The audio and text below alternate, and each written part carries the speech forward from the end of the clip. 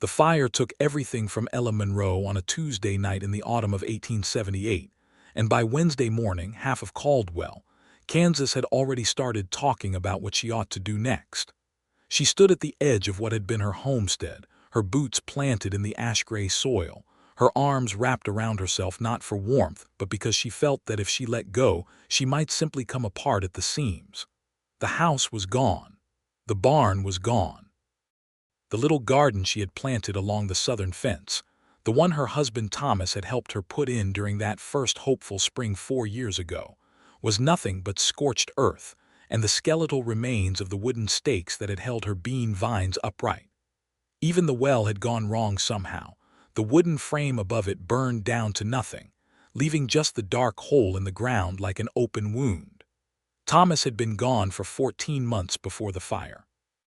A fever had taken him in the summer of 1877, swift and merciless the way fevers often were out on the Kansas plains, where the nearest doctor was 20 miles east, and the medicine he carried in his worn leather bag was not always equal to the task. Ella had buried him herself, with help from their neighbor, old Amos Grubb, and she had spent the following year learning what it meant to run a homestead alone.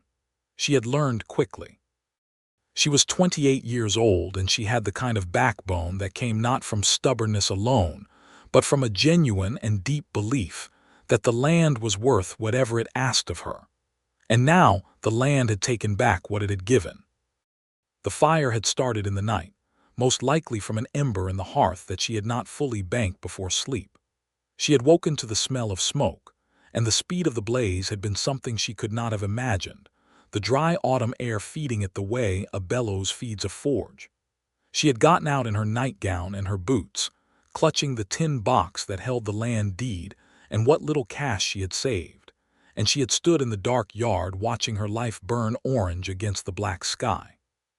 By morning, word had spread the way word always spread in small frontier towns, carried on the tongues of men stopping at the general store and women filling their water buckets at the community pump. By noon, people had begun to arrive at the ruins with their offers. The first was Calvin Hatch, who owned the dry goods store on Main Street and had 300 acres of wheat ground about 5 miles west of town. He was a wide man with a red face and small eyes that had always reminded Ella of a pig's eyes, though she had never said so aloud because Thomas had done business with him, and she had learned to keep certain thoughts behind her teeth. Calvin arrived in his good wagon with his wife Dora sitting stiffly beside him, and he climbed down and pulled his hat from his head in what was meant to be a respectful gesture. "Mrs. Monroe," he said, looking at the ruins rather than at her, the way some people looked at the deceased during a funeral rather than at the grieving family. "Terrible thing, terrible thing. Now I've got a good piece of ground, 40 acres out past Miller's Creek, nothing built on it yet, but the land is solid and you could start fresh there." Ella looked at him steadily. "That's very kind of you, Calvin. What are your terms?" He cleared his throat. "Well, we can work something out. I take the deed to your current parcel as fair exchange. You know this land here is not worth what it was now that the buildings are gone, but I'll be keeping my land," Ella said. Her voice was quiet and even. "Thank you for coming." Calvin blinked. He had not expected that. He opened his mouth, closed it, looked at his wife, who offered nothing, and then put his hat back on and climbed back up into the wagon. "Well, the offer stands," he said, and drove away. The second offer came from a man named Gerald Ford, no relation to anyone of consequence, who had a small ranching operation north of town, and whose wife had passed 2 winters prior. He arrived on horseback with his hat in his hand, and a look on his face that had more calculation in it than sympathy, though he worked hard to disguise the one as the other. He offered her a parcel of land adjoining his north pasture, 70 acres with good grass, and Ella understood immediately that what he was really offering was the arrangement of a second marriage, with the land as the inducement. "That is generous," she said. "But I am not ready to accept charity or to enter into any arrangement that comes with conditions I haven't asked for. I'll be staying on my own land." He left less gracefully than Calvin Hatch, with a flush on his neck and a certain tight-lipped quality to his farewell. 3 more men came that day. 2 of them were straightforward in their offers, neighboring homesteaders who genuinely meant well and who offered small parcels of less desirable ground out of honest concern for a woman they saw as being in trouble. Ella thanked them both sincerely and turned them down with the same quiet resolve. The 5th man was Sheriff Dale Purvis, who came not with land to offer but with practical advice, which amounted to the same suggestion that she go stay with her sister in Wichita until she could get back on her feet. "I don't have a sister in Wichita," Ella said. "Well, some family, somewhere." "I have land," she said. "Right here, that's what I have." The sheriff looked at the ruins and then at her and then shook his head in that particular way that men shook their heads at women who refused to behave as circumstances seemed to require.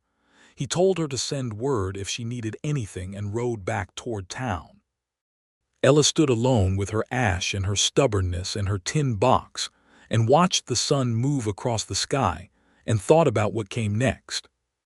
She had stayed that first night in the ruins of her barn, in the single corner where the fire had burned itself out before consuming the whole structure, wrapped in a horse blanket she had found singed at the edges but otherwise intact. It was not comfortable, but she was not in a state of mind that required comfort. She was in a state of mind that required endurance, and endurance she had in quantities that would have surprised most people who had not known her long. The second day brought more visitors. Word had traveled further, as it tended to do when there was a story worth carrying. A homesteader from 8 miles south came with his wife and a basket of food, which Ella accepted gratefully, and a small offer of a creek-adjacent lot that Ella refused politely. A woman from the Methodist church came with 2 other women and a bolt of calico and a hat pin and a look of determined Christian charity, and they spent an hour with Ella trying to organize her into a posture of proper destitution that she would not adopt. It was on the afternoon of that second day, while Ella was sorting through the debris of the house looking for anything salvageable, that Luke Winslow rode up on a big bay horse and stopped at the edge of her property. She knew who he was, the way you knew most people in a town the size of Caldwell, which in 1878 was still raw-edged and sprawling, a cattle town at the end of the Chisholm Trail that saw more cowboys and longhorns pass through in a season than it housed permanent residents. Luke Winslow had a ranch about 3 miles north of town, a working cattle operation that he had built up from scratch over the previous 6 years. He was 32 years old, lean and dark-haired, with the kind of sun-weathered face that told you a man spent more time outdoors than in. She had spoken to him perhaps a dozen times, at the general store, at the feed merchant, once at the church social where he had appeared uncomfortable and left early. He was not an unfriendly man, but he was a private one. He sat on his horse and looked at the ruins for a moment and then looked at her, and he did not do that thing that most people did where they adjusted their faces into an expression of calculated sympathy before speaking. He just looked at her directly, the way you looked at someone you were trying to understand rather than impress. "I heard about the fire," he said. "Most people have," she said. He nodded. He dismounted and tied his horse to the remains of the fence post that was still standing, one of about 4 that had survived. He walked toward her with his hat in his hand, turning it by the brim, and stopped a respectful distance away. "I heard you've turned down some land offers," he said. "I have," she said. "I expect I know why," he said. That surprised her. She looked at him more carefully. "Do you?" "Because the land anyone's offering you is either less than what you've got or comes tied to something you didn't ask for, and because this is your land and you're not ready to give it up." She was quiet for a moment. The wind moved through the charred timbers above them, making a low, mournful sound. "That's about right," she said. He nodded again. He looked around at the ruins, at the stone foundation of the house that was still intact, at the partial walls of the barn, at the way the land itself, the soil and the grass at the edges, was untouched and waiting. "You can rebuild here," he said. "This foundation is good stone. The well is intact. The land is the same land it was before. That's not nothing." "I know that," she said, and there was a firmness in her voice that was not defensive, just factual. "I'm not here to offer you charity," he said. "But I do have a proposition if you're willing to hear it." She crossed her arms over her chest. "I'm listening." He was quiet for a moment, as if choosing his words with care. "I've got 160 acres that adjoin your south fence line. Good pasture, a solid cabin on it, a barn in decent shape, a creek running through the lower third. I bought it 3 years ago thinking to expand my grazing, but I've got enough ground. I don't really need it." Ella's eyes narrowed slightly. "If you're offering to sell it, I don't have the money to buy land right now." "I'm not offering to sell it," he said. "I'm offering to give it to you." She started to speak, but he held up a hand, not rudely, just to ask for another moment. "Before you tell me no," he said, "let me finish. The cabin on that parcel is a solid structure. You could live there while you rebuild on your own land. I've got no use for it myself. I sleep in the main house on my ranch, and my crew has bunkhouse quarters. If you're worried about the optics of a single woman receiving a gift from a single man, then we can arrange it however makes the most sense. I'll sleep in the barn. I'll sign the deed over tomorrow morning. It's yours outright, no conditions, no expectations, no strings attached to it." She stared at him. The wind moved again, and a piece of charred wood shifted in the ruins of the house behind her, settling with a soft collapse. "Why?" she said. He looked at her honestly. "Because you've already been through enough, and because the other men who have come here today have all been offering you something that benefits them more than it helps you, and I don't think that's right. You're a good farmer. You understand this land. You shouldn't have to start from nothing when you don't have to." Ella Monroe had been suspicious of generosity since she was a girl, not because she was a hard-hearted person, but because she had grown up in a household where generosity always came wrapped in obligation, and she had learned early to look for what the giver expected in return. She looked at Luke Winslow now with that same scrutiny, searching his face for the thing he was not saying. She did not find it. "I'll think on it," she said, which was the first time in 2 days she had said anything other than a flat refusal. He nodded, put his hat back on, and walked back to his horse. "The offer is open as long as you need it to be," he said, and rode north toward his ranch without looking back. Ella stood in her ruins for a long time after he left, turning the offer over in her mind the way you turned a stone over in your hand, looking for the rough edge, the hidden flaw. It was evening before she stopped looking and admitted to herself that she could not find one. She slept in the barn corner again that night, but this time she was not simply enduring. She was thinking. She went to see him the following morning, walking the 3 miles to his ranch in the cool October air, arriving just after sunrise when the light was coming sideways across the grass and painting everything gold. His ranch was tidy in the way that a working operation was tidy, not decorative but functional, things in their places and the places logical. There were cattle in the near pasture and horses in the corral and 2 ranch hands she did not recognize moving between the barn and the bunkhouse. Luke Winslow came out of the main house when he saw her approaching, as if he had been watching for her, though he did not make a production of it. He carried a tin coffee mug and he offered it to her without preamble, and she took it because the walk had been cold and the coffee was good. "I've come to tell you my answer," she said. "All right," he said. "I'll take the use of the cabin," she said. "Not the deed. I won't take the deed. But I'll live there through the winter while I rebuild on my own land, and I'll pay you what rent I can when I can. And when the house is rebuilt, I'll move back and we'll settle up whatever I owe you." He looked at her for a moment. She could see that he wanted to argue, wanted to tell her the deed was hers, and there was no reason to make this harder than it needed to be. But he seemed to understand something about her pride, the good kind, the kind that was not vanity but self-respect, and he did not argue. "That works," he said. "The cabin is yours for as long as you need it. And you won't be sleeping in any barn on my account," she said firmly. "You have a bunkhouse and a main house. I will not displace a man from his own property." Something moved at the corner of his mouth. Not quite a smile, but something in that direction. "Yes, ma'am," he said. The cabin on the south parcel was better than she had expected. It was a single-room structure of hewn timber with a stone fireplace and a plank floor and 2 windows with real glass in them, which was not something you could always count on out here. There was a narrow bed along one wall, a table and 2 chairs, a set of shelves with some basic cookware still on them, and a woodpile outside the back door that someone, she suspected Luke himself, had recently stocked. The barn was small but sound, and there was a water trough fed by a pipe from the creek that ran along the property's lower edge. She moved her few salvaged possessions in that afternoon: the tin box, the horse blanket, a cast-iron skillet she had found unharmed in the ruins of the house, a small framed photograph of Thomas that had been in her nightgown pocket the night of the fire, slightly smoke-darkened at the edge of the frame but otherwise intact.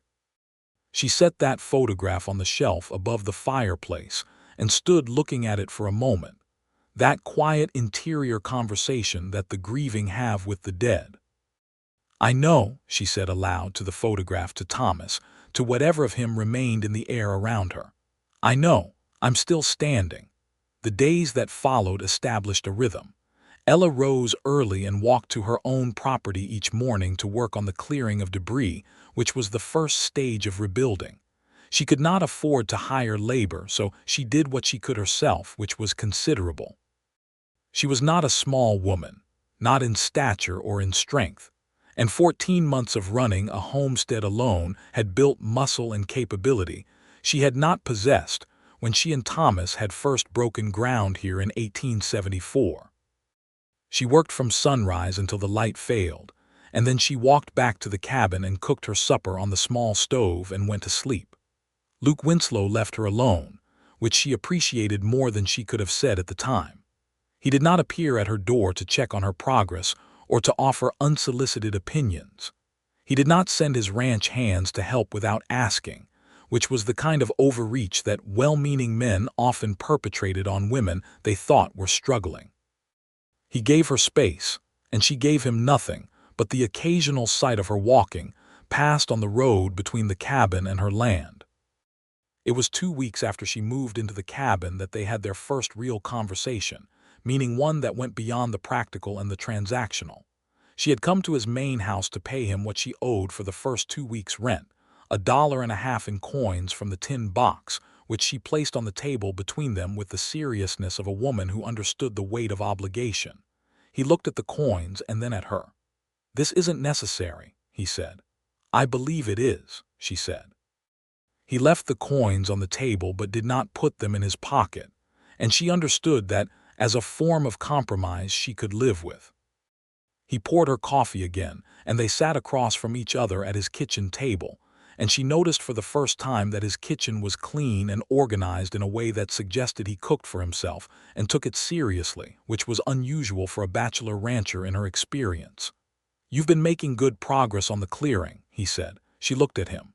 "Have you been watching?" "I ride the fence line most mornings," he said without apology. "Your land is adjacent to mine." "It's hard not to notice." She accepted this. "The foundation is good, like you said. I think I can start on the framing before winter if I can get lumber." "Whitmore's mill has good prices right now," he said, "and he'll extend credit if you ask him directly." She filed this away. "You know him well." "I've bought from him for 6 years, Luke said. "I can put in a word if you'd like." She was quiet for a moment, measuring the offer. "I'll speak to him myself," she said. "But yes, it would help if he knew my name was connected to yours." He nodded. No protest, no false modesty. He understood what she was asking and agreed to it without making it into a favor she would owe him. "Can I ask you something?" she said. "You can ask," he said. "Why haven't you married?" she said. It was direct and she knew it, but she was not a woman who wasted time circling a question. He was quiet for a long moment, looking at his coffee mug. "I was engaged once," he said. 6 years ago, before I came out here. She changed her mind about the frontier, about the distance from everything she knew. She went back east and married a banker." He said it without bitterness, just the flat truth of a thing that had happened. "After that I was busy building this place." "Time has a way of moving without your permission." She understood that. Time moved on me too, she said. 14 months since Thomas died, and some days it still catches me off guard. You'll be sitting in a chair and you'll go to say something to someone who isn't there anymore, and the silence where their answer should be is louder than any noise. He looked at her then, really looked at her, and she saw something in his face that was not pity but recognition, the look of someone who understood grief not from the outside but from some interior acquaintance with it. "I'm sorry about your husband," he said. "He was a decent man." "He was," she said. "He was a very decent man."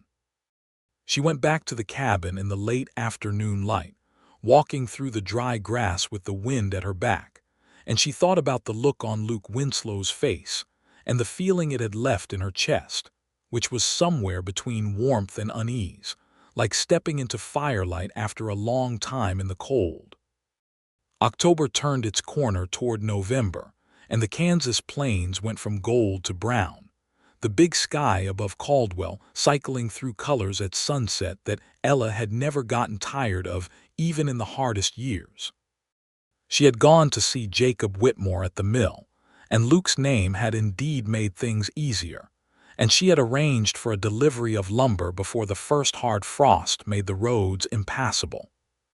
She had also, in the same week, hired 2 men from town to help with the framing, paying them partly in cash and partly in the promise of payment the following spring from her first crop, which was not an arrangement everyone would accept but which these 2 men, brothers named Pete and Clem Archer, who had worked seasonal labor for years and understood the rhythms of frontier economy, were willing to honor. The work went faster with help. The frame of the house went up in 4 days, and Ella worked alongside Pete and Clem without self-consciousness, handing boards and holding lines, and making decisions about the structure with the confidence of someone who had helped build the first version of this house with her own hands 4 years ago and knew what she was doing. Luke rode by on the second day of framing. He stopped at the fence line and watched for a moment, and she saw him nod to himself, that small private gesture of someone whose estimation of a person has been confirmed. He did not come down from his horse. He rode on.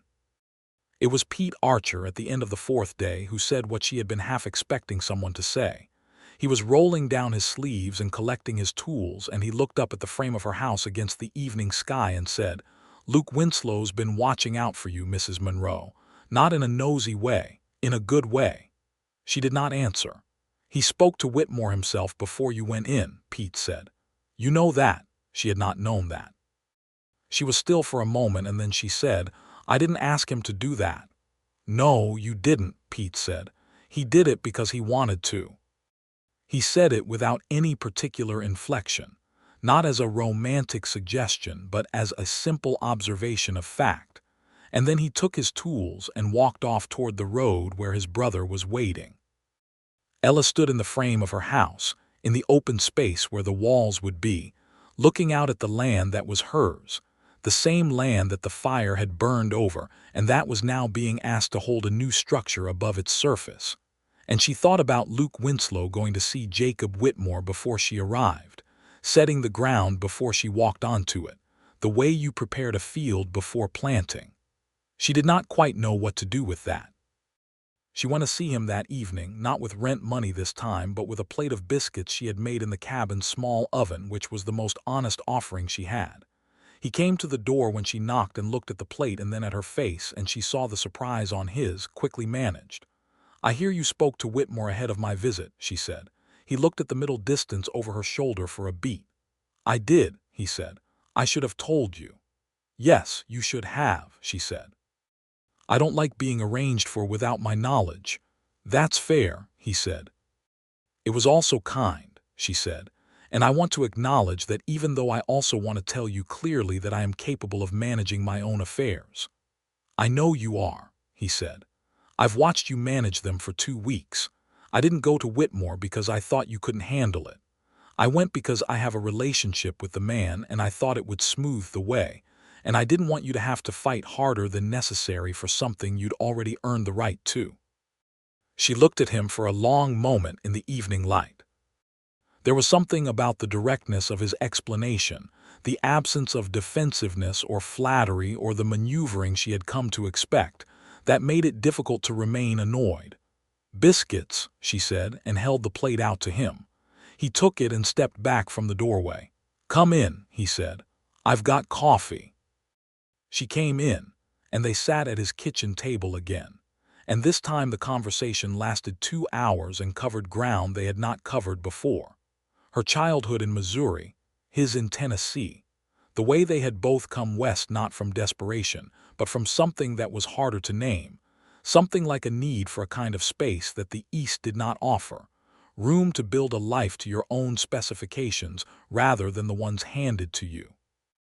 She told him about the early years of her marriage, the good ones, when she and Thomas had been learning together, making mistakes together, discovering what they were capable of. He told her about his first winter in Kansas, living in a dugout in the earth with 3 other men and a horse, eating salt pork and listening to the wind and wondering if he had made a colossal error in judgment. "Did you think about leaving?" she asked. "Every day for about 2 months," he said. "And then one morning I woke up and the light was coming through the door of the dugout and it was the most beautiful thing I'd ever seen, and I thought, no, I'll stay." She knew exactly what he meant. She had felt the same thing, more than once, about this land. She went back to the cabin at 9 o'clock in the dark, with a lantern Luke had insisted on lending her, and she walked home through the cold night air with a feeling in her chest that was unfamiliar and a little alarming in its unfamiliarity. November arrived, and with it the first real cold, the kind that had teeth. The house on Ella's land was roofed and sided by the end of the first week, and Pete and Clem had finished their work and been paid and gone. And now it was the interior work that remained, the plastering of the walls and the building of shelves, and the installation of the stove that Ella had purchased on credit from Calvin Hatch's general store. She had paid for it herself, and she had not told Luke about it, and she felt good about that. But the cabin door on the south parcel was drafty, and the first week of November brought a cold snap that meant the fire in the fireplace had to be kept going all night, which meant Ella was sleeping lightly and feeding it in the dark and waking tired. She did not say anything about this to Luke, but on the 3rd morning of the cold snap she found a bundle of new weather-stripping material and a better set of door hinges on her doorstep, with no note. She stood looking at them for a moment with her hands on her hips. Then she picked them up, went inside, and spent the morning installing them herself, which she was perfectly capable of doing, and which resulted in a door that no longer admitted the wind at its edges. She said nothing to Luke about this, but when she saw him on the road that afternoon, she held his gaze for a moment longer than usual, and he held hers, and something passed between them that neither one of them named. She named it to herself that night, lying in the narrow bed in the repaired cabin, with the fire properly contained, and the night outside genuinely cold, and the stars through the small glass window so bright they seemed close enough to touch. She named it quietly, in the interior language of someone who has been avoiding a truth and finds it waiting for her anyway. She was becoming attached to Luke Winslow, not in the helpless or the sentimental way, not in the way that made a person foolish, but in the deep and steady way that happened when you spent enough time near someone who was genuinely good and gradually understood the dimensions of that goodness. The way you became attached to a piece of land by working it, by learning where the water ran and where the soil was richest and where it needed tending. Luke Winslow was a man worth knowing, and she was coming to know him, and that was both a wonderful and a frightening thing. She was also still a widow. Thomas had been dead 14 months, and she had not stopped loving him, and she did not know how to hold both of these things in the same hands. She let herself think about it for a long time in the dark, with the fire popping gently and the wind outside soft now, and then she put it aside the way she put things aside that required more time than she currently had, and she went asleep. December came in cold and bright. The house on Ella's land was nearly complete. She needed the stove properly connected and the chimney swept, and a few remaining interior finishing details, and then it would be livable. She estimated she would be able to move back in by mid-December, which meant her time in Luke's cabin was drawing to a close, and she found herself with a complicated set of feelings about this that she did not entirely want to examine. What she did do was begin to pay closer attention to what she had been given over the past 2 months, not just the cabin and the practical assistance, but the quality of a man's regard, which was the thing she had been most unconsciously receiving without fully acknowledging it.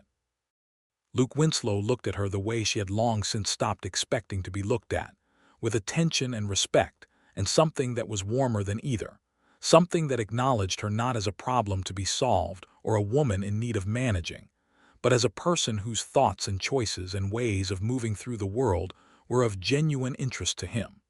She had not realized how hungry she was for that until she was eating. The town of Caldwell had its own set of opinions about the situation, of course. It was a small enough place that nothing went unobserved for long, and Ella Monroe, living on Luke Winslow's south parcel while rebuilding her own homestead, was the kind of story that generated commentary at the general store and the saloon and the church porch. Most of it was not malicious, just curious, the frontier community's habitual narration of its own events. Some of it was less charitable. There was a widow named Agnes Crow who made it her business to speculate loudly at the quilting circle about what exactly was going on between the two of them, and whether it was appropriate for a decent woman to be living on a single man's property without the cover of matrimony. Ella heard about this from Mary Whitmore, the mill owner's wife, who told her with the honest directness of a friend rather than the prurience of a gossip. Ella listened and then said, "I'll let Agnes Crow worry about her own arrangements and I'll worry about mine," which Mary Whitmore laughed at, and then repeated widely enough that it reached Agnes Crow's ears and somewhat reduced the frequency of her commentary. But the commentary itself was not entirely without effect. Ella was not indifferent to her reputation, not because she cared what Agnes Crow thought of her, but because her reputation was a practical asset in a community where trust was the currency that made things possible, credit at the store, hired labor, the cooperative relationships that got you through hard winters. She could not afford to be careless about it. She said something to Luke about it one evening in early December when she had come to his kitchen table for what had become, without either of them formally acknowledging it, a regular evening habit. They talked most evenings now for an hour or two about the ranch and the homestead and the cattle market and the weather and books, which they both read when they could get them, and the state of Kansas politics, which were interesting in 1878 in ways that were not always comfortable. "People are talking," she said, "about me living on your property." He set his coffee mug down. "I know," he said. "I've heard it. Does it trouble you?" He was quiet for a moment. "What troubles me," he said carefully, "is not the talking itself, but what happens if the talking hurts you in ways that matter. Credit, relationships, your standing in the community." She nodded. "That's what I'm thinking about too." "Then we should think about what to do about it," he said. And then something happened that neither of them had quite planned, which was that the thinking led them somewhere they had been approaching for weeks without admitting it to themselves or each other. "I have a thought," he said, and then stopped. "Say it," she said. He looked at her across the table. In the lamplight his face was honest and a little uncertain, which was an expression she had not seen on him before, and it moved her more than she expected. "I'm not good at this kind of conversation," he said. "I want to say something and I don't want it to come out wrong." "Then say it plainly," she said. "Plain is better than pretty in my experience." He was quiet for a beat. Then he said, "I would very much like it if you would consider staying." She waited. "Not in the cabin," he said. "Not as a tenant or a neighbor or whatever the arrangement currently is. I mean here, on this ranch, with me." He paused. "As my wife, if you'd have me.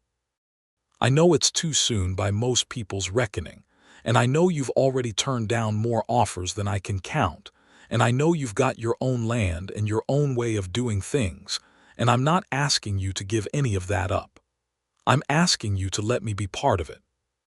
The same way you've let me be part of the last 2 months, which have been," he stopped again, and she saw him searching for the right word, "which have been the best 2 months I can remember in a long time." The lamp burned between them. Outside, the Kansas night was still and cold, the stars indifferent and brilliant.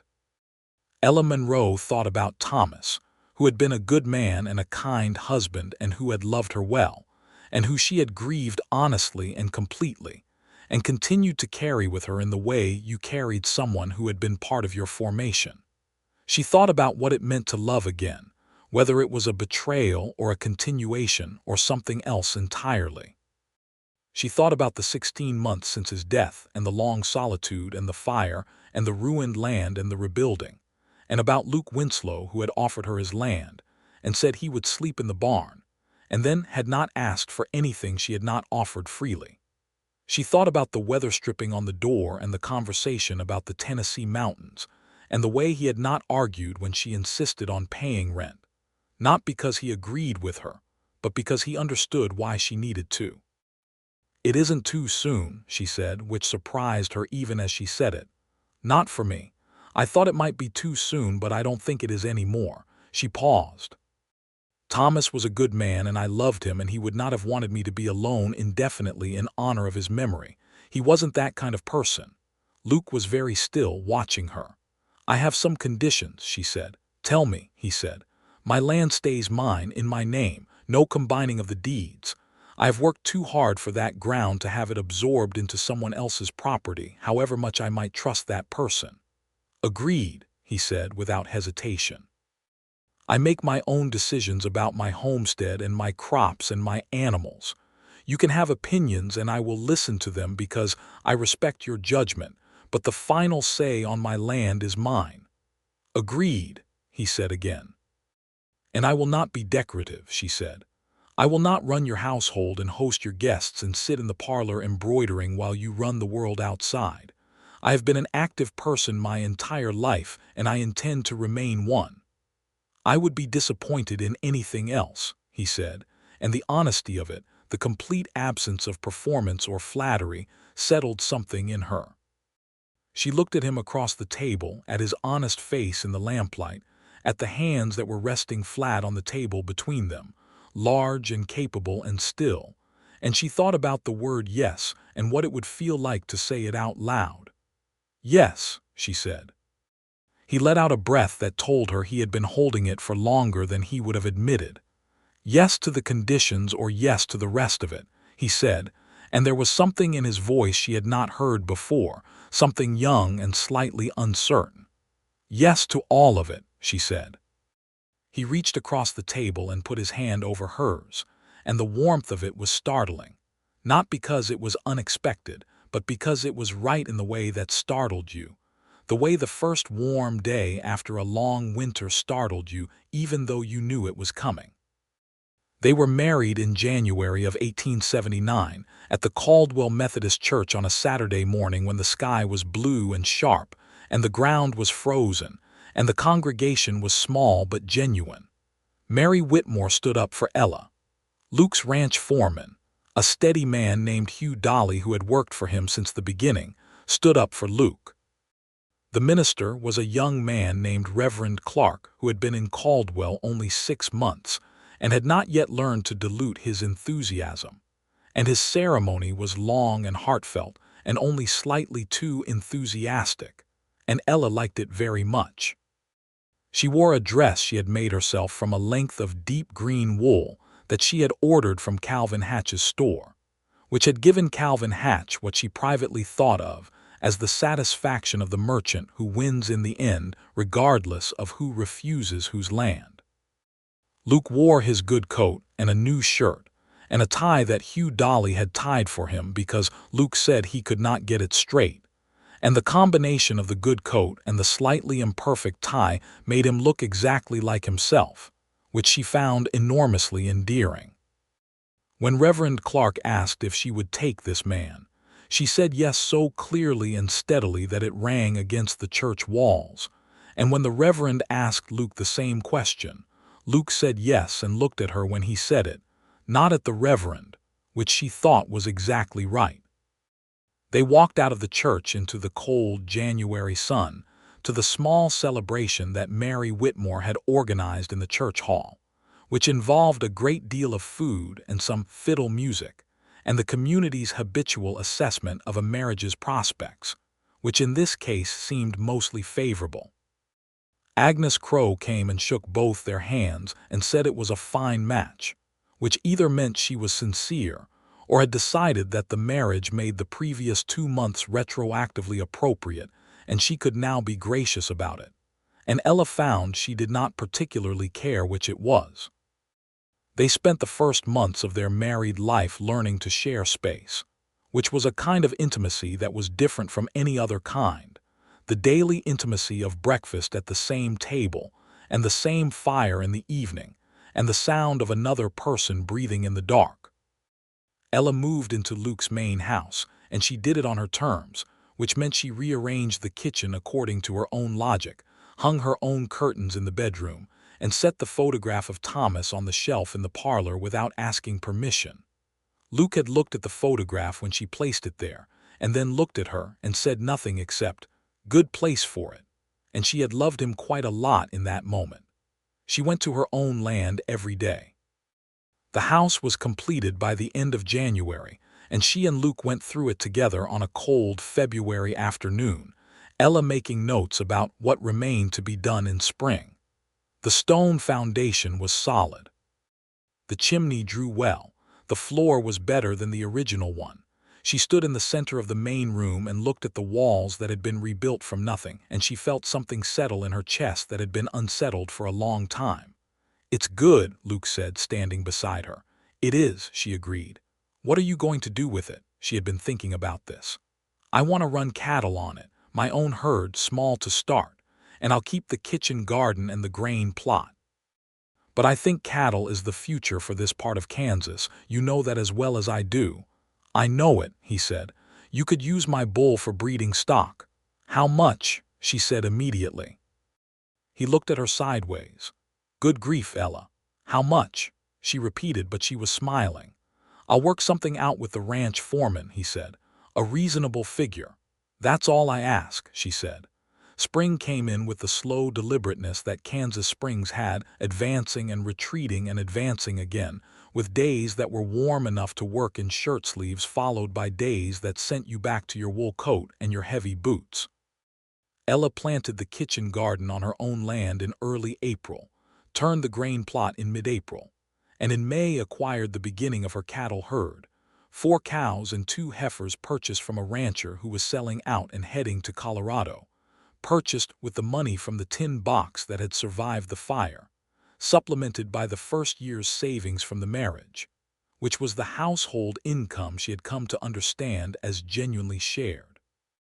She drove a hard bargain with the rancher, and came away with 6 animals and a set of leather harnesses thrown in at no extra charge, and she felt the deep satisfaction of someone who has proven to herself what she needed to prove. Luke heard the story at supper that evening, and the look on his face, that quiet pride that was not possessive or patronizing but simply honest admiration, made her happier than she knew quite how to express. "You are remarkable," he said. "I am practical," she said. "It amounts to the same thing sometimes."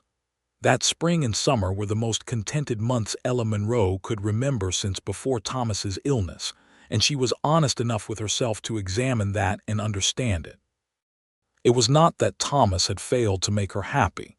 He had made her genuinely happy for the years they had had together. But their marriage had been built in the context of constant struggle, 2 young people learning together in a hard landscape with no safety net and no extra resources, and the happiness of it had always had something slightly breathless about it, always running slightly ahead of disaster. This was different. This was a happiness that had been built on the ruins of something that had burned, and it had the solidity of things that are rebuilt rather than first constructed, the kind of joint that is stronger because it has already been tested. She and Luke developed the texture of a partnership that suited both of them. They worked separately and together, their 2 operations adjacent and cooperative but distinct, And the evenings were for the kitchen table and the conversation that had begun in those first weeks in the cabin and had never really stopped. They talked about everything: the price of cattle and the politics of Washington, which in 1878 and 1879 involved the continuing aftermath of Reconstruction, and the question of what happened to the people it had intended to help, which was something Ella had thoughts about and Luke listened to seriously. They talked about the Chisholm Trail, which ran through Caldwell itself, and brought the sounds and smells of a cattle drive through town several times a season, the great river of longhorns and dust, and the men who moved them. They talked about the Cheyenne and the Arapaho, and the way the land they were farming and ranching had been taken from people who had lived on it for generations, which was a fact that both of them understood even if the legal and political structures around them were built to ignore it, and which Ella found she could not simply set aside as something that had happened before her time, because it was happening now, the ongoing displacement of peoples who had been promised things that were not kept. "Do you think it was wrong?" she asked Luke one evening in May when they had been talking about the fort that was a day's ride north and the reports of Indian Territory disputes that came through the Caldwell newspaper with increasing frequency. "Yes," he said without equivocation. "And yet we're here," she said. "And yet we're here," he agreed. "I don't know what the right answer to that is. I know what the honest one is." She thought about this for a long time. She did not have an answer that fully satisfied her.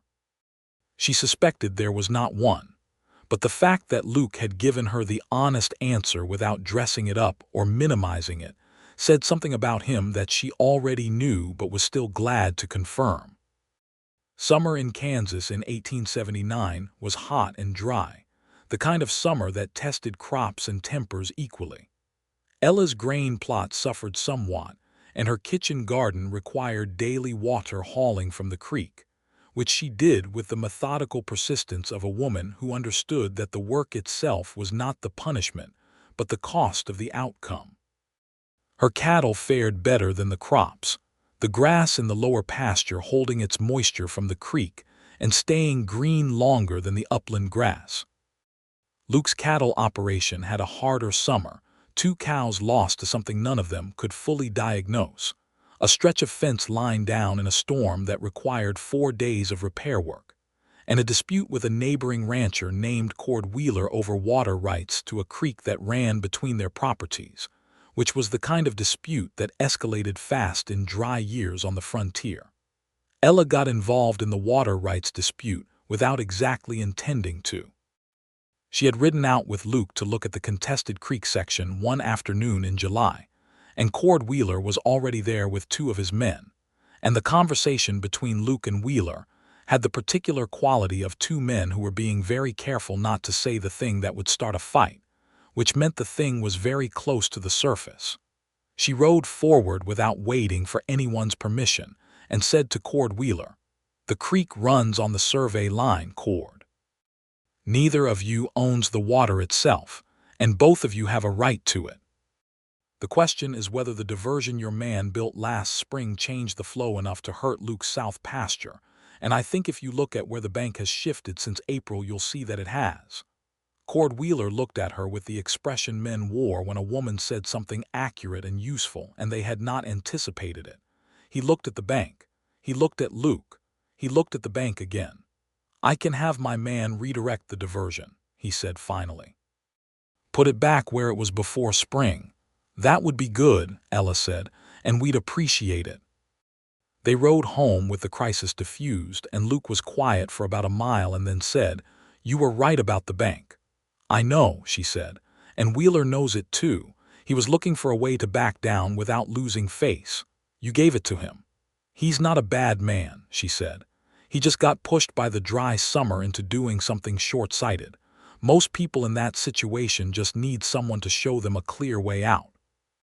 Luke looked at her with that quiet expression that she had come to understand meant she had surprised him again in the way he most liked being surprised. "Where did you learn that?" he said. "My mother," she said. "She was the most practical peacemaker I ever knew." She said most arguments were not really about what people said they were about, and if you could see past the presenting problem to the real one, you were halfway to a resolution already. "Your mother sounds like someone worth knowing," he said. "She died when I was 12, Ella said. "But yes, she was." He reached across from his horse and touched her hand briefly, and she turned her hand over under his and squeezed it and let it go. Late summer brought the second half of the trail season, and with it the particular electricity of Caldwell during cattle drive time. The town streets full of drovers and longhorns, and the noise and color and occasional disorder that came with a working cattle town at the end of the most famous cattle route in the country. Ella had seen it before, 6 years of it, but it never lost its quality of spectacle. The great herds moving through with the dust rising 50 feet above them, and the cowboys on their quarter horses working the flanks, and the sound of 10,000 hooves on the prairie like continuous thunder. She and Luke went into town together on a Friday evening in August for the small social gathering that the church put on for community members who were not, generally speaking, the drovers, though the boundary between the two was permeable in ways that amused Ella. They danced, which she had not expected to do and which turned out to be something she had missed more than she knew, the physical fact of music and movement, and Luke danced with a concentration that suggested he was committed to doing it correctly rather than naturally, which was also endearing. "You're counting," she said. "I'm not," he said. "You are. I can see it on your face." "I'm thinking about the beat," he said with dignity. "That's the same thing," she said, and they both laughed there in the middle of the church hall floor, a genuine unguarded laugh that rose up between them like something set free. It was that night, walking home from the church social under the August stars, that she told him she thought she was pregnant. She said it quietly, as if she were reporting a fact she had just verified and was still in the process of understanding. He stopped walking. She stopped too and looked at him. In the starlight she could see his face change, the way a landscape changes when the light shifts, everything the same and everything different. He looked like a man who had just been handed something he had not dared to ask for. "Are you sure?" he said. "Not entirely," she said, "but fairly." He reached out and took her hand, holding it in both of his, and looked at her with an expression she could not immediately name, and then she could, because it was the same thing she felt when she had rebuilt her house on the ruins of the old one and stood in the center of it and understood that it was good and solid and hers. "How do you feel?" he asked. "Surprised," she said, "glad, a little frightened." "All of those seem right," he said. "You're not going to tell me what I should feel." She said, and there was a testing quality in it that she could not entirely suppress. "No," he said, "that seems like your business." She squeezed his hand. "I'm mostly glad," she said. "Me too," he said, "mostly very glad." The autumn of 1879 proceeded with the particular urgency of a woman who is pregnant, and has a ranch to run, and a house to winterize, and a husband who is, she discovers, both excellent in practical matters and slightly prone to worry in private, which she finds out by noticing the way he checks the woodpile twice, and the way he arranged for the doctor from 20 miles east to make a visit, which he mentioned casually one morning as if it had been the doctor's own idea. "Luke," she said, "he was passing through," Luke said. "He lives 20 miles east. He does not pass through Caldwell on his way anywhere." "He was glad to come," Luke said. She looked at him for a long moment. "I appreciate it," she said, "but you could just tell me when you're worried." He looked faintly caught out. "I know," he said. "I won't think less of you for it," she said. "I actually like knowing what's going on in your head." He was quiet for a moment, then said, "I think about the fever that took Thomas. I think about how fast it went. I think about how much I want you to be all right." The honesty of it landed in her chest like warm water. She crossed the kitchen and put her hand against his face, and he covered her hand with his, and they stayed like that for a moment in the morning light. "I'm going to be all right," she said. "I know you are," he said. "I know." December came, and with it the deep cold of a Kansas winter that had more teeth than the previous years. Ella was 5 months along and showing clearly, and the practical work of the homestead had shifted slightly. Luke and Hugh Dolly, and one of the other ranch hands covering more of the outdoor work on both properties without making a fuss about it, and Ella accepting this adjustment with more grace than she would have earlier in the year, because she understood now the difference between being managed and being supported, and this was the latter. She spent more time in the house, which she used productively. She had started keeping accounts, both for her own homestead operation and for the ranch, bringing together the two sets of numbers that had been managed separately and finding several places where the combined operation made more economic sense than the divided one, without requiring her to surrender the independence of her own land. She presented this to Luke one evening in December over supper, laid out on paper with the logic clear and the numbers honest. He looked at the papers for a long time. "When did you do this?" he said. "In the evenings over the past month," she said, "when you thought I was reading." "I did think you were reading," he said. "I was also calculating," she said. "The feed purchasing, especially if we buy together in larger quantities from Whitmore's mill, we pay substantially less per unit, and the savings over a full year are considerable." He looked at the numbers. He looked at her. "You're right," he said. "We should do this." He paused. "What else have you thought of while I thought you were reading?" She smiled. "Enough to keep us busy for a while," she said. The baby came in late February of 1880. A boy, arriving with less drama than Ella had privately feared and more pain than she had publicly admitted to expecting. Attended by the doctor that Luke had quietly maintained a relationship with, and by Mary Whitmore, who had experience in these matters, and who held Ella's hand, and talked to her steadily through the difficult parts with the practicality and warmth that Ella had come to rely on. Luke waited in the main room through the night, and when the doctor came out and told him he had a son, Ella heard the sound he made from the other side of the door, a single exhaled syllable that was not quite a word, and she understood it completely because she had made something similar herself when she first held the boy.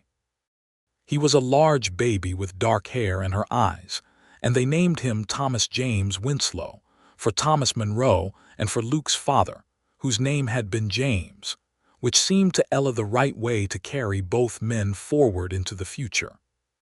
Luke held the baby with the careful intensity of a man who understands he is holding something precious and does not want to make any mistakes, and the look on his face was the best thing Ella had seen in a long time. She lay in the bed watching him walk slowly back and forth with the baby against his chest, his big rancher's hands careful and steady, and she thought about the fire and the ruins and the land and the cabin and the kitchen table and the lamplight and all the conversations that had led them here, to this room, to this moment. "He looks like you," Luke said. "He has your forehead," she said. "He has your stubbornness," Luke said. "I can already tell." She laughed, and the laugh pulled at everything, and she stopped laughing and winced, and he was at her side immediately, the baby still in one arm, his other hand finding hers. "Sorry," he said. "Don't apologize," she said. "I liked it." Spring came again in the way that springs always came, with that particular Kansas extravagance of light and wind and the smell of the earth warming, and Ella was back on her feet and running her homestead with Thomas in the carrier she had made from a length of heavy cloth, which allowed her to have her hands free while the baby slept against her chest. Mary Whitmore said it was the most practical solution she had seen, and Ella said she had gotten the idea from watching a Comanche woman she had once seen in town, who had moved through the market with the same efficiency and freedom, and Mary had looked thoughtful about this and said she thought that was probably right. The cattle operation on Ella's land was growing. She had 12 animals now, purchased strategically over the past year from ranchers whose stock she had observed and evaluated before buying, and 3 of her original cows had calved, giving her a herd that was beginning to be genuinely productive. Luke's operation continued its expansion northward, and the combined accounting that Ella had proposed the previous winter was showing the savings she had predicted, enough that they had been able to repair the north fence line and purchase a second hay mower that dramatically reduced the labor of the summer cutting season. Hugh Dolly said privately to Luke that Mrs. Winslow was the best ranch foreman he had never officially hired, which Luke told Ella at supper one evening. "Tell Hugh I said thank you," she said, without looking up from the accounts. "I'll tell him," Luke said. "And tell him if he wants to discuss the breeding schedule for spring I'm available Thursday afternoon after 2 o'clock." Luke looked at her. "I'll tell him that too," he said.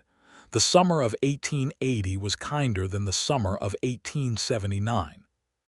Good rain through June and July, enough to fill the creek beds and keep the grass green longer than usual, and the cattle market was favorable, the demand from the eastern cities continuing to drive prices that made the end of the trail season genuinely profitable. Ella sold 4 animals from her own herd in September and put the money directly into a savings account at the bank in Caldwell, the first time she had had an account in her own name, which she established without fanfare but with a satisfaction that was considerable. She told Luke about the account one evening. He was quiet for a moment and then said, "Good. You don't mind that it's in my name," she said. "Why would I mind?" he said. "It's your money, it's your herd. Why would it be in my name?" She looked at him. "Most men would find a reason," she said. "Most men are wrong," he said.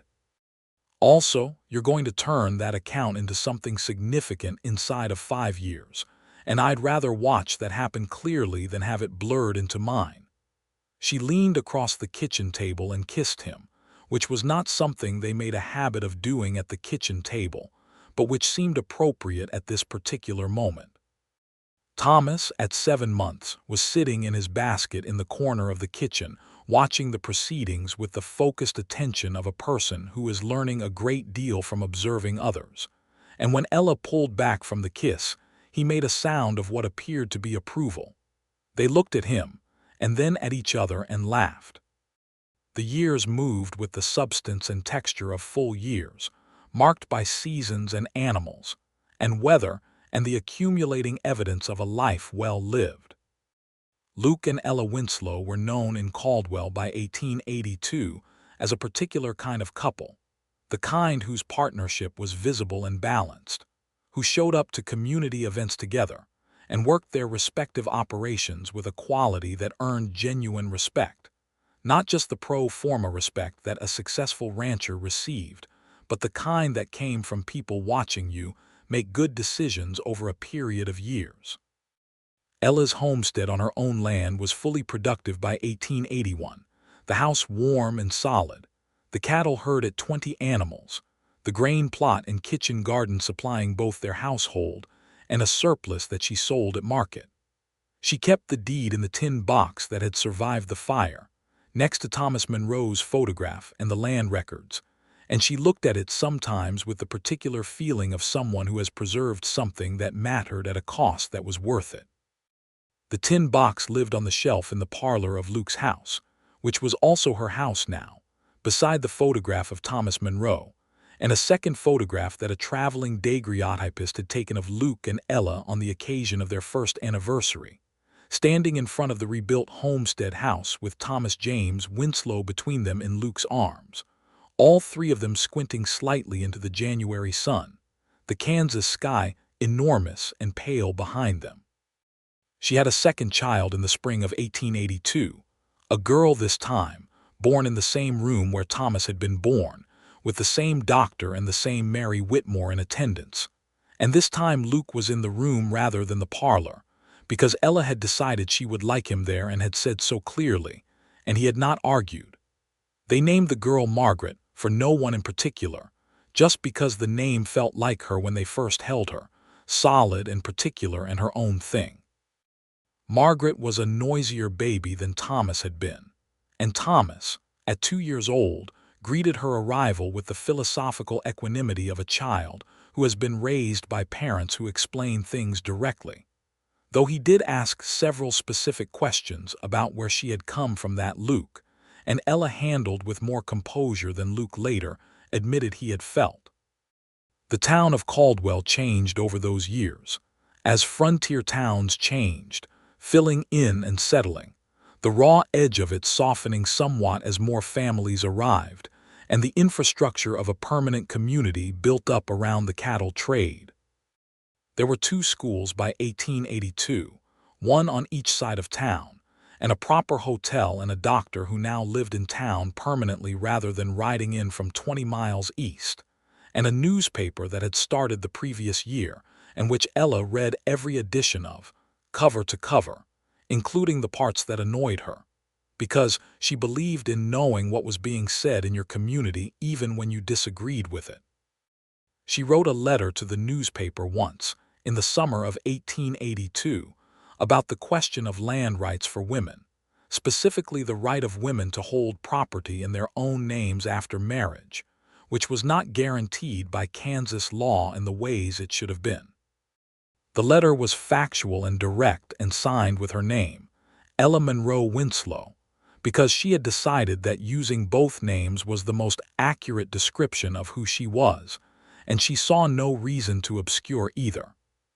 The editor printed it to his credit, and it generated more response than either of them had expected, some of it favorable and some of it not, and she received 2 letters from women in other parts of Kansas who said the letter had articulated something they had been thinking but had not known how to say.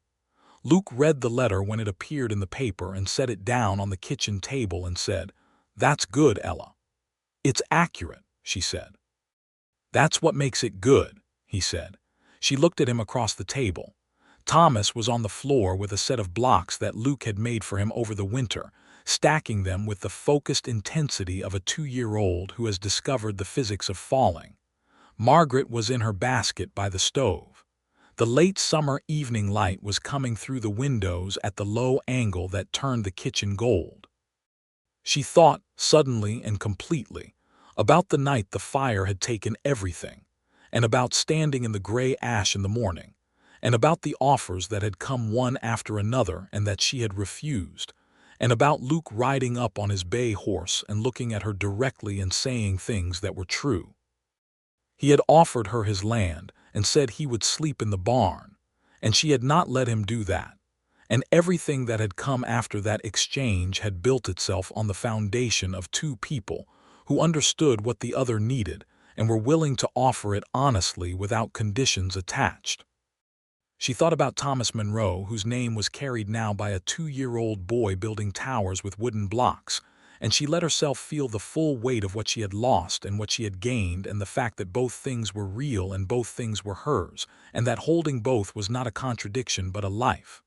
"Luke," she said. He looked up from the paper. "Thank you," she said. He looked at her for a moment. "For what?" "For all of it," she said. "The land, the cabin, the kitchen table. All the evenings of conversation. For understanding what I needed before I always knew how to say it." He was quiet for a moment, that particular quiet that meant he was being careful with something that mattered. "You don't have to thank me for any of that," he said, "but you're welcome for all of it." She reached across the table and put her hand over his.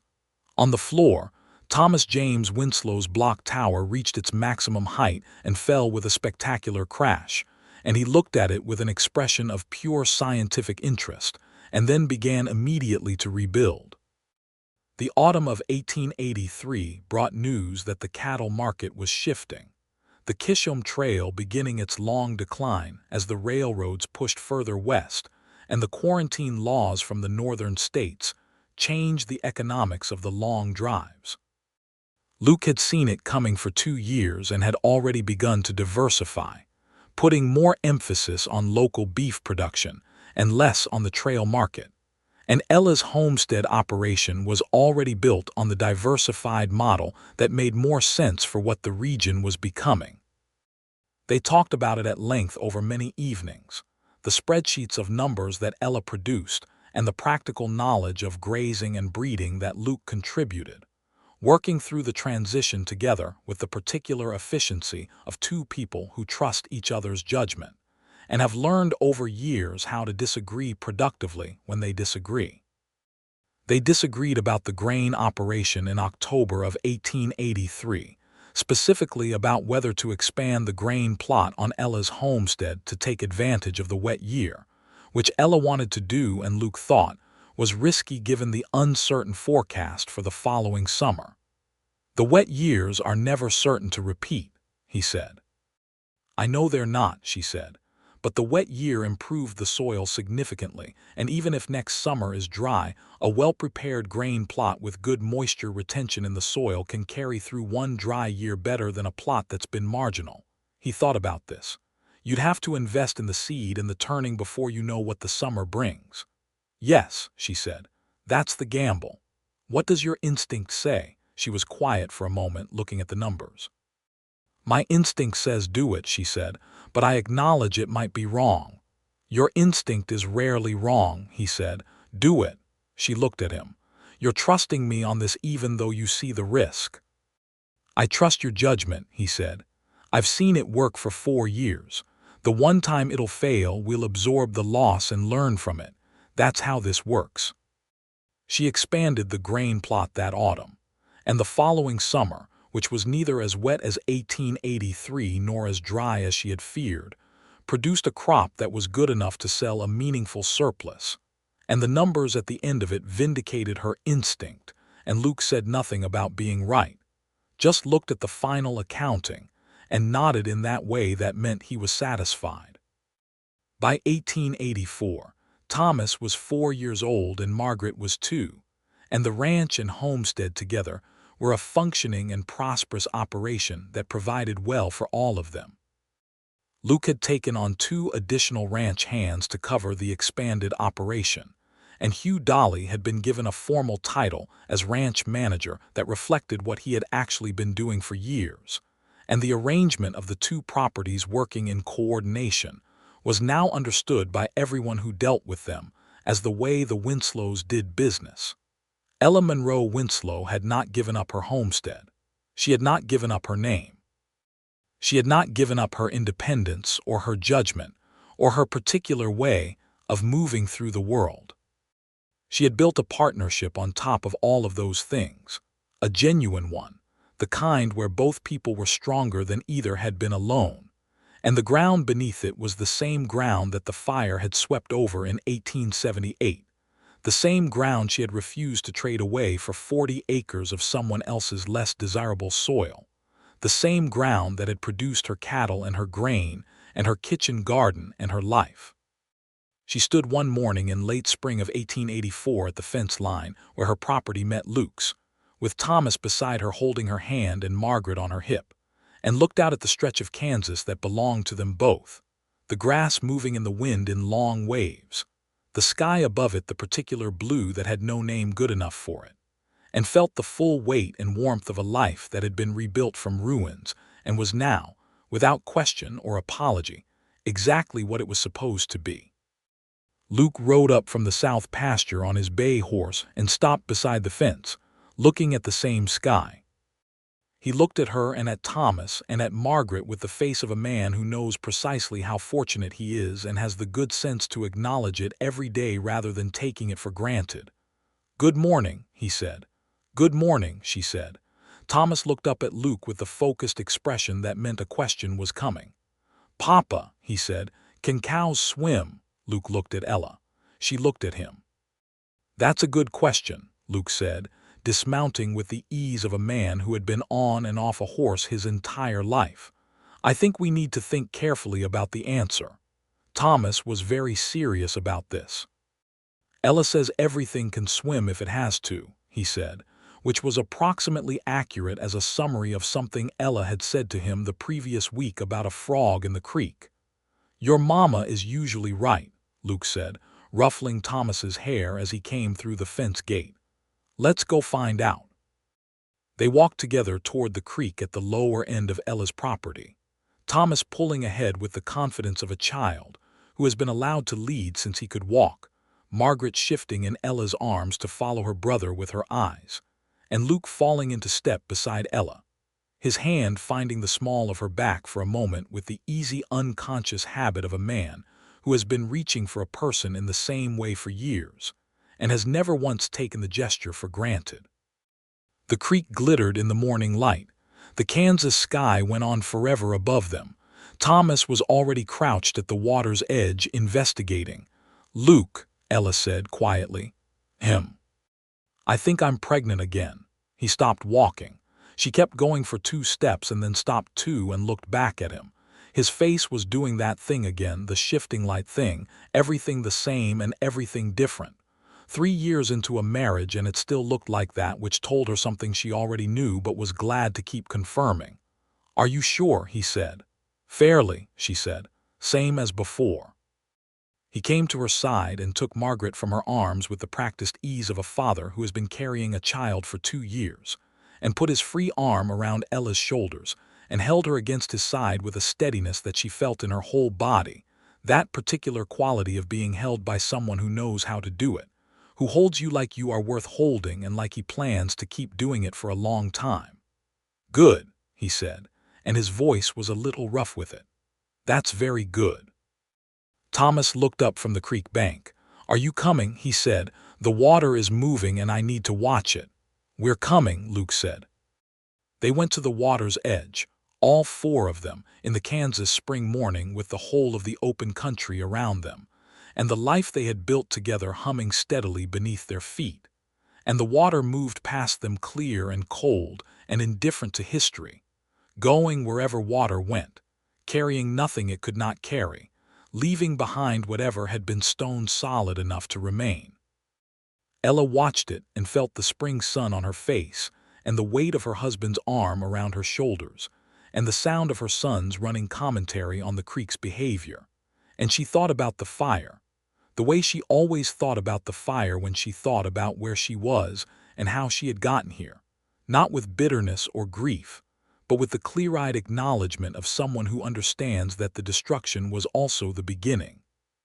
That the thing that takes everything from you, sometimes, also removes the obstacles that were keeping you from the life you were meant to build.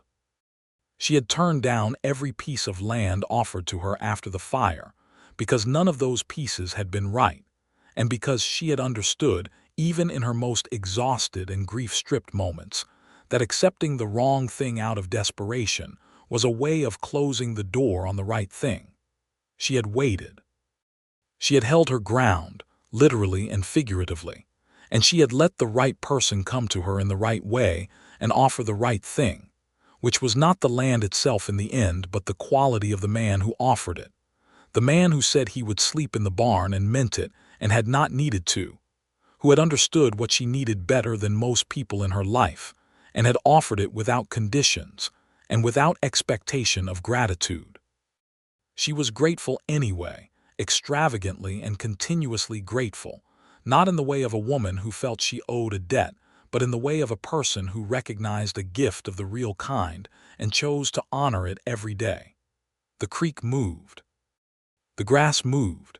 The sky above the Kansas plains stretched out in all directions without end, the same sky that had watched the fire and the ruins and the rebuilding and the long, slow construction of this life, indifferent and enormous and somehow, in the light of this particular spring morning, almost kind. Thomas found a frog.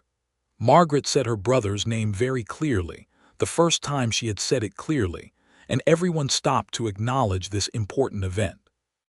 Luke looked at Ella over the heads of their children with the look she knew completely by now, the one that meant he was happy and he knew it, and he was not taking it for granted. She looked back at him the same way. The Kansas morning opened around them, wide and warm, and held everything they had made without asking for more than they could give, and gave back without condition everything they had planted in it with their work and their stubbornness and their love. It was enough. It was more than enough.